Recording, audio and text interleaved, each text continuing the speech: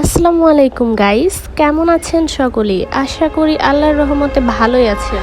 রমজান মাসে ইফতারে কয়েক রকমের ভাজা পোড়া না হলে জমেই না। সেই জন্য আমি আজকে মিষ্টি কুমড়া ফুলের পাকোড়া বানাবো। সেই জন্য আমি মিষ্টি কুমড়া ফুল সংগ্রহ করতে চলে এসেছি মিষ্টি কুমড়া খেতে।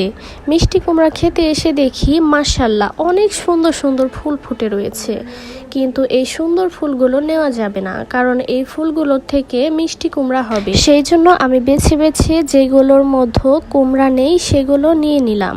মাঠের সরিষা ফুল, সূর্যমুখী ফুল যখন ফোটে তখন অনেকেই সেই চকে চলে যায় ছবি তুলতে আর ভিডিও করতে। আসলে সেই ফুলগুলো মাশাআল্লাহ অনেক সুন্দর হয়। আপনাদের কেমন লাগে জানি না, কিন্তু আমার অনেক ভালো লাগে সেই ফুলগুলো দেখতে। তো ক্ষেত থেকে নিয়ে নিলাম মিষ্টি কুমড়া গাছে টাটকা টাটকা ফুল। সেই ফুলগুলো নিয়ে আমি এখন চলে যাচ্ছি আমার বাড়িতে আমি একটি রান্নাঘর বানিয়েছি। অতটা সুন্দর না, কিন্তু আমার একটা চুলা আছে, সেই চুলা বসিয়ে পুকুর পাড়ে রান্না করব আজকে। এই দেখুন আমি চলে আসলাম বাড়িতে। এখন আমি আমার রান্নাঘরটুকু একটু ঝাড়ু দিয়ে পরিষ্কার করে নিচ্ছি। এই পুকুরটাতে আমরা অনেক মজা করে গোসল করতাম ছোটবেলাতে। এখন বিয়ে হয়ে গেছে, শ্বশুর বাড়িতে থাকতে হয়, ওখানেই গোসল, ওখানেই সব। বাবার বাড়িতে যখন আসি তখন বাড়িতেই গোসল করি প্রায় সময়। মাঝে মধ্যে ইচ্ছে হলে পুকুরে গিয়ে গোসল করি, অনেক মজা হয় পুকুরে গোসল করতে। আপনারা যারা গ্রামে থাকেন তারা হয়তো বুঝতে পারবেন কিরকম মজা হয় সকল বন্ধুরা একসাথে মিলে গোসল করা।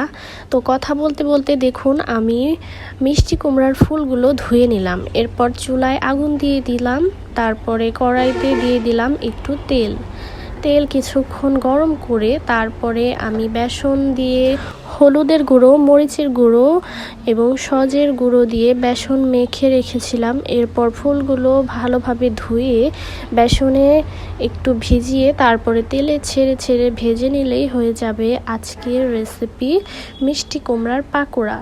এই পাকোড়াগুলো কিন্তু খেতে মাশাআল্লাহ অনেক মজা, আপনারা বাড়িতে একবার বানিয়ে খেয়ে দেখবেন। তো আমার পুকুর পাড়ের রান্নাঘরটি কেমন হয়েছে সকলেই কিন্তু কমেন্টে বলে যাবেন। আমার ভিডিওগুলো দেখার জন্য আপনাদের অসংখ্য ধন্যবাদ। সকলেই আমার চ্যানেলের পাশে থাকবেন এবং আমার পেজটিকে ফলো দিয়ে আমার সকল ভিডিওগুলোকে দেখবেন। আজকের মতো এই পর্যন্তই। সকলেই ভালো থাকবেন, সুস্থ থাকবেন। আল্লাহ হাফেজ।